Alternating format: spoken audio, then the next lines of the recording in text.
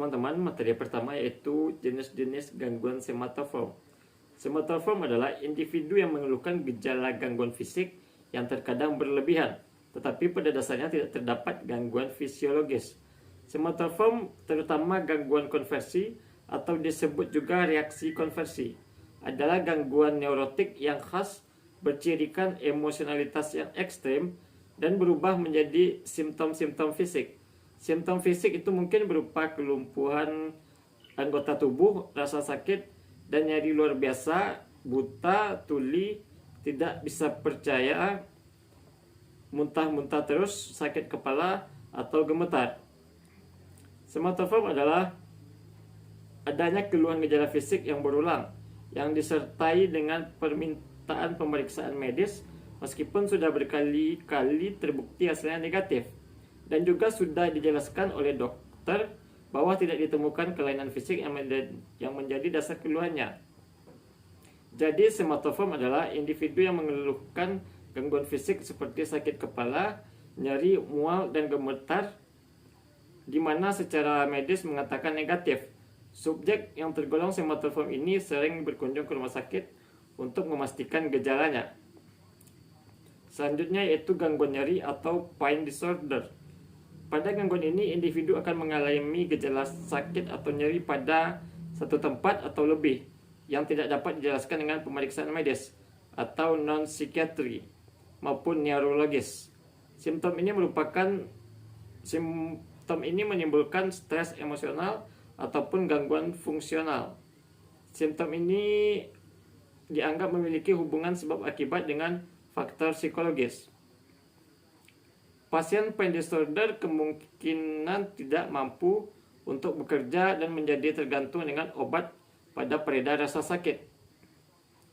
Rasa nyeri yang timbul dapat berhubungan dengan konflik atau stres, atau dapat pula terjadi agar individu terhindar dari kegiatan yang tidak menyenangkan dan untuk mendapatkan perhatian dan simpati yang sebelumnya tidak didapatkan.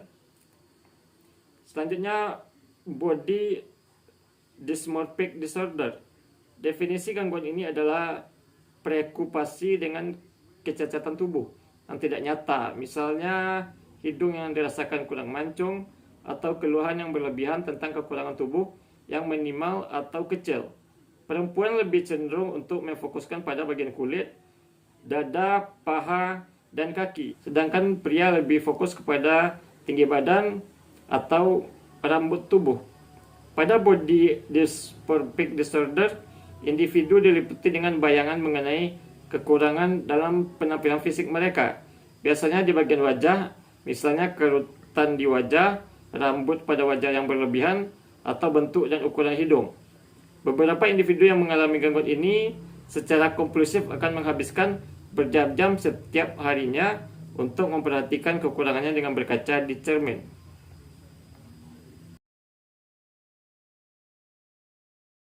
Assalamualaikum warahmatullahi wabarakatuh. Perkenalkan, nama saya Nur Fatimah, NIM 1930306033. Baiklah, di sini saya akan menjelaskan materi yang ketiga, yaitu hipokondriasis. Hipokondriasis adalah hasil interpretasi pasien yang tidak realistis dan tidak akurat terhadap simptom atau sensasi, sehingga mengarah pada ketakutan bahwa mereka memiliki gangguan yang parah, bahkan meskipun tidak ada penyebab medis yang ditemukan. Pasien yakin bahwa mereka mengalami penyakit yang serius dan belum dapat dideteksi, dan tidak dapat dibantah dengan menunjukkan kebalikannya. Gangguan ini biasanya dimulai pada awal masa remaja dan cenderung terus berlanjut. Individu yang mengalami hal ini biasanya merupakan konsumen yang seringkali menggunakan pelayanan kesehatan, bahkan terkadang mereka menganggap dokter mereka tidak kompeten dan tidak perhatian.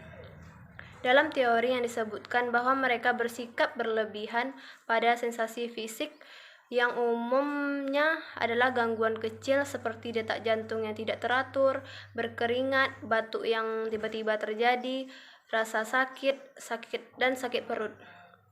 Hipokondriasis seringkali muncul bersamaan dengan gangguan kecemasan dan mood. Ada tanda dan gejala penyakit hipokondria, Yang pertama yaitu ketakutan atau kecemasan yang berlebihan mengalami penyakit tertentu.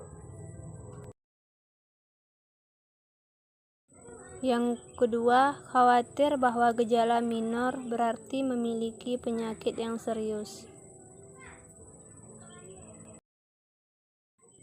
Yang ketiga, mencari mengulangi ujian atau konsultasi medis. Yang keempat, sering berganti dokter.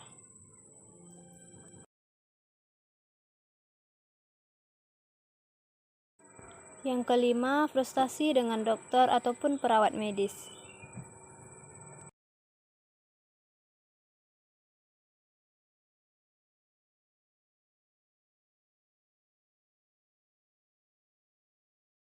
Yang keenam, hubungan sosial yang tegang.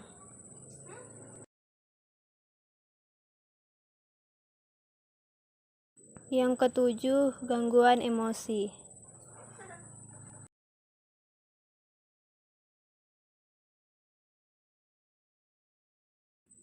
Yang delapan, sering memeriksa tubuh untuk masalah-masalah seperti benjolan atau luka.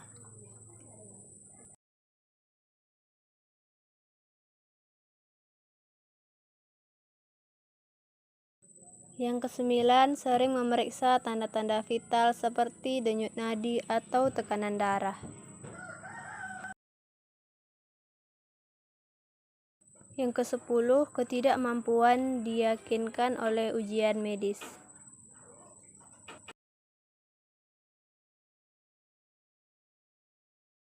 Yang kesebelas, berpikir mempunyai penyakit setelah membaca atau mendengar tentang hal itu.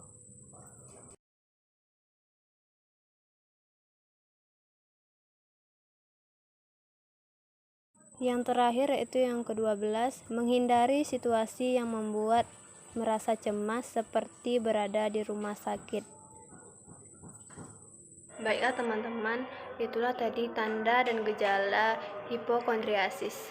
Mungkin sekian materi dari saya, lebih dan kurang mohon maaf. Wassalamualaikum warahmatullahi wabarakatuh. Selanjutnya saya akan menjelaskan mengenai materi dari gangguan konversi.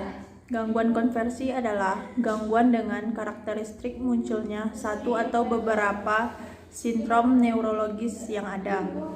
Pada conversion disorder, gejala sensorik dan motorik seperti hilangnya penglihatan atau kelumpuhan secara tiba-tiba yang menimbulkan penyakit yang berkaitan dengan rusaknya sistem saraf. Padahal organ tubuh dan sistem saraf individu tersebut sedang baik-baik saja. Dalam aspek psikologis dari gejala konversi ini ditunjukkan dengan fakta bahwa biasanya gangguan ini muncul secara tiba-tiba dalam situasi yang tidak menyenangkan. Gejala conversion ini biasanya berkembang pada masa remaja atau awal masa dewasa, di mana biasanya muncul setelah adanya kejadian yang tidak menyenangkan dalam hidup. Conversion disorder biasanya berkaitan dengan diagnosis eksis 1 lainnya seperti depresi dan penyalahgunaan zat-zat terlarang, dan dengan gangguan kepribadian. Sekian dari saya mengenai materi dari gangguan konversi. Kita lanjut pada materi selanjutnya, yaitu gangguan somatisasi. Gangguan somatisasi ini adalah gangguan dengan karakteristik berbagai keluhan atau gejala somatik yang tidak dapat dijelaskan secara kuat dengan menggunakan hasil pemeriksaan fisik maupun laboratorium.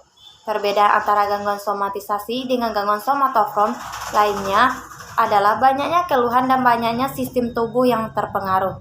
Gangguan ini sifatnya kronis, muncul selama beberapa tahun dan terjadi sebelum usia 30 tahun, dan berhubungan dengan stres, psikologi, dan signifikasi, hendaknya dalam kehidupan sosial dan pekerjaan serta perilaku mencari pertolongan medis yang terlalu berlebihan. Ciri utamanya adalah gejala-gejala fisik yang bermacam-macam, bahkan berulang-ulang dan berubah-ubah, dan biasanya sudah berlangsung beberapa tahun sebelum pasien datang ke psikiatri. Kebanyakan pasien yang mempunyai riwayat pengobatan yang panjang dan sangat kompleks, baik pelayanan kesehatan dasar maupun spesifikasinya dan hasil pemeriksaannya atau bahkan operasinya yang negatif. Keluhan dapat mengenai setiap sistem atau bagian tubuh manapun. Apa ya penyebab dari gangguan somatoform itu? Baik teman-teman, di sini saya akan menjelaskan materi tentang penyebab dari gangguan somatoform.